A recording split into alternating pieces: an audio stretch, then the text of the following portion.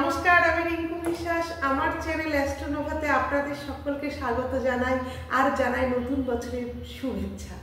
আজ রাশিতত্ত্বের শেষ রাশি মীন রাশি সম্পর্কে আলোচনা করব আর কেমন যাবে 2025 সাল সেটা আপনাদের জানাবো। মীন রাশি রাশিচক্রের দ্বাদশতম রাশি। এটি জলতত্ত্বের রাশি আর তাত্ত্ব প্রকৃতির রাশি, যার অধিপতি গ্রহ বৃহস্পতি। বৃহস্পতির কৃপা স্বাভাবিকভাবেই মীন রাশির জাতক জাতিকার উপর একটু বেশি পড়ে। মীন রাশির মানুষদের কেমন স্বভাব হয় সেটা আমরা এবার জেনে নিই। মীন রাশির মানুষেরা ভীষণ মুডি হয় আর এরা একটু লেজি প্রকৃতির হয়ে থাকে। আর ইমোশনাল বা অহংকার, ইমোশনাল ও অহংকার দুটোই এদের মধ্যে খুব থাকে।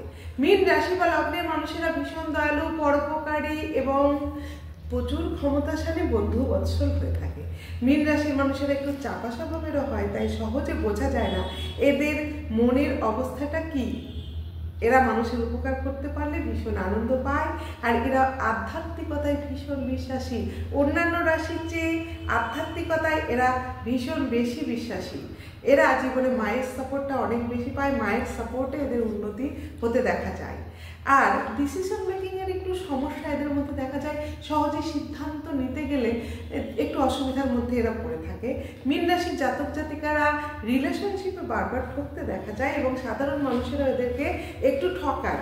এছাড়া এদের বেশিরভাগ ক্ষেত্রে প্রেমজ সম্পর্কটা পরিণতি পায় না। মীন রাশির জাতক জাতিকারা অ্যানিমেল লাভার হয়ে থাকে, পশু প্রাণীদের এরা ভীষণ ভালোবাসে। এবার জানুন কেমন কাটবে আপনাদের 2025। 2024 আপনাদের খুব একটা ভালো কাটেনি, কিন্তু 2025 যে 4টে বড় বড় গ্রহ ট্রানজিট করবে তাতে আপনাদের অনেকটা ভালো কাটবে বলে আমার মনে হয়। দেখা যাচ্ছে, তাহলে ট্রানজিটটা দেখে নিই কেমন যাবে, কেমন কাটবে। শনি যাবে রাশিতে, শনি নিজের রাশিতে আসছে, আর বৃহস্পতি চতুর্থে, রাহু দ্বাদশে আর কেতু ষষ্ঠে। এবার শনি যেহেতু আপনার রাশিতে আসছে, আপনার 7.5 শুরু হচ্ছে, কিন্তু 2025-এর 7.5 আমার মনে হয় আপনাদের খুব একটা ভোগাবে না। তবে আপনার নিজস্ব ন্যাটাল চার্ট নির্ভর করবে আপনার 7.5 কেমন কাটবে।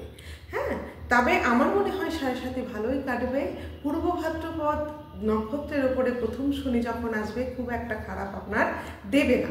বৃহস্পতি চতুর্থে আসার সঙ্গে সঙ্গে ছোট ছোট বাচ্চাদের অর্থাৎ প্রাইমারি এডুকেশনের বাচ্চাদের পড়াশোনার মনোনিবেশ ভালো হবে। আর মাধ্যমিক উচ্চ মাধ্যমিক একটু সজাগ থাকবে বাচ্চারা, ভালোই মোটামুটি রেজাল্ট হবে, আর উচ্চশিক্ষাটাও ভালোই যাবে। বৃহস্পতি চতুর্থে আসলে আপনার কর্মক্ষেত্রেরও ব্যাপ্তি আসবে। 18ই মের পর আপনার রাহু দ্বাদশে আসার ফলে আপনার দূরবর্তী স্থানে সফলতা আসবে, বিদেশ যাত্রায় সফলতা আসবে। বিদেশে যারা দীর্ঘদিন ধরে আছে তাদের সেখানে একটা স্থায়িত্ব আসার সম্ভাবনা আছে, পেয়ার পেয়ে যেতে পারে। রাহু এতদিন যে মীন রাশির জীবনে উত্থান পতন চালাচ্ছিল, সেই উত্থান পতনটাকে স্টেবিলিটিতে এনে দেবে শনি। তাই আপনার আগের মতো এতটা সমস্যা এবছর আর থাকবে না। নতুন কোনো ভাষা শেখার প্রতি আপনার আগ্রহ হঠাৎ করে জেগে উঠবে। ধর্মীয় বিষয়টা আপনার আগ্রহ বাড়বে। 2025 সালে মীন রাশির জাতক জাতিকাদের ব্যবসা ক্ষেত্রে চরম উন্নতি দেখা যাচ্ছে। যারা কফি শপের ব্যবসা করেন, আইসক্রিমের ব্যবসা করেন, জলের ব্যবসা করেন, তেলের ব্যবসা করেন, মানে লিকুইড জাতীয় যে কোনো ব্যবসায় প্রভূত উন্নতির একটা ইঙ্গিত পাওয়া যাচ্ছে এবছরে। তাদের কপাল খুলে যেতে চলেছে। আর যারা গ্যাসের ব্যবসা করে সেই গ্যাসের ব্যবসায় ভালো হবে। আর মেডিকেল ওরিয়েন্টেড, মেডিকেল ইনস্ট্রুমেন্টের বিভিন্ন ধরনের ব্যবসা এবছরে 2025 সালে ভালো যাবে। যারা এতদিন গাঁটের ব্যথা, হাঁটুর ব্যথায় ভুগছিলেন তাদের কিন্তু 2025 সালে ব্যথা বেদনা অনেকটাই কমে যেতে দেখা যাবে। কিন্তু 2025 সালে 5th মঙ্গল আপনার মাথায় যন্ত্রণা, দুশ্চিন্তা আর মুখে ব্রণ ফুসকুড়ি ইত্যাদি একটু বাড়িয়ে দিতে পারে। সম্পত্তির মামলা এতদিন যাদের মধ্যে হচ্ছিল মীন রাশির জাতক জাতিকাদের, তাদের সেই মামলার নিষ্পত্তি হওয়ার একটা সম্ভাবনা আছে এবং মামলার রায় যাবে আপনার দিকে, এটা একটা ভালো শুভ দিক। আর যারা প্রেম সম্পর্কে আছে, প্রেমজ জীবনে 25-এর 31শে মের পর আপনার নতুন প্রেম আসার সম্ভাবনা আছে, প্রেমজ সম্পর্ক গাঢ় হবে, বিবাহিত জীবন খুব ভালো হবে। এছাড়া আর একটা যোগ তৈরি হচ্ছে, সেটা হচ্ছে আপনাদের বিবাহ ফাইনাল হওয়ার একটা সম্ভাবনা দেখা যাচ্ছে। আর আপনার ক্ষেত্রে একটা ছোট্ট টিপস, আপনি যদি যে কোনো কাজ উত্তর দিক মুখ করে করেন তাহলে কিন্তু সেই কাজগুলো খুব ভালো হবে।